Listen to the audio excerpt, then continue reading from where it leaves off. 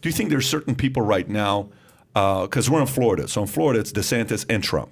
And it's a very competitive. There's a lot of people that want DeSantis, and there are a lot of people that don't want DeSantis to run for office because they like him as a governor. They're worried who would replace him. But there's still, you know, let's go Brandon flags outside of, you know, all these boats that you see. Everyone's got some kind of a let's go Brandon flag, which I'd like to get your feedback on how you feel about Brandon, if you like this Brandon guy or not.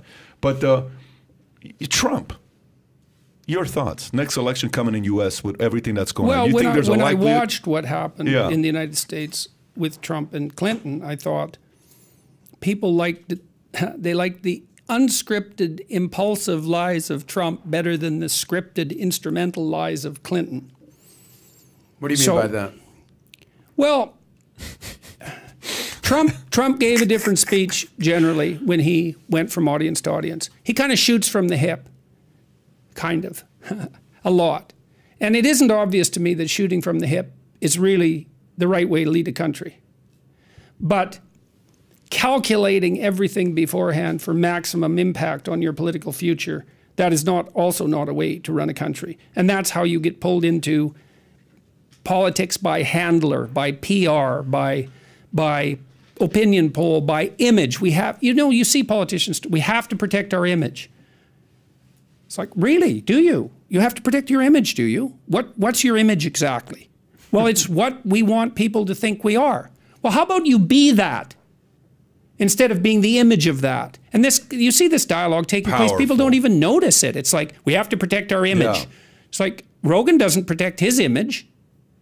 He doesn't have an image. He's actually there, which is why people are listening to him, or come up with some other excuse. He's a gateway to the alt-right. It's like, really, this left-leaning person with high degree of sympathy for socialist views on the working class site, who's a psychedelic experimenter, hippie, countercultural person, is a gateway to the alt-right. Really, that's Rogan your story. You're talking about. Yeah, of all the stupid stories, it's so ridiculous. The only way you could possibly believe that is if you knew nothing about him, because that's just not who he is at all. It's preposterous. But the only other explanation is that people are listening to him because they trust him, because he's trustworthy. Well, God, could that possibly be? And all the media forces that are arrayed against him aren't trustworthy. It's like, well, a lot of that, as we already talked about, that's a consequence of rapid technological transformation. How much of that is based on the conversations he has regarding the vax? Because prior to COVID or even vaccine mandates, nobody thought that he was center-right. Nobody. Oh yeah, no, he was getting that because he was before COVID. Yeah, he was hypothetically, you know, a founding father of the intellectual dark web, and that was going back 5 years ago. And everybody viewed everybody who had a mainstream view, let's say, viewed all the people who were in the intellectual dark web, for lack of a better term, as gateway to the alt-right. You know, Brett Weinstein and his wife, Heather, you know, those terrible right-wingers.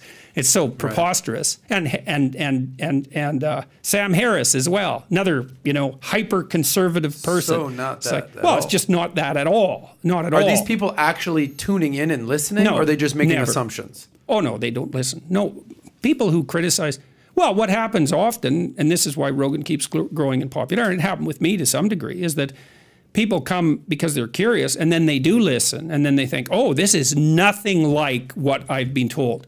It's in fact and I think this was particularly true in my case in relationship to accusations of, say, far-right sympathies. It's like, well, what about all the lectures I gave on Nazism for like 30 years at two of the biggest educational institutions in the world? What about those?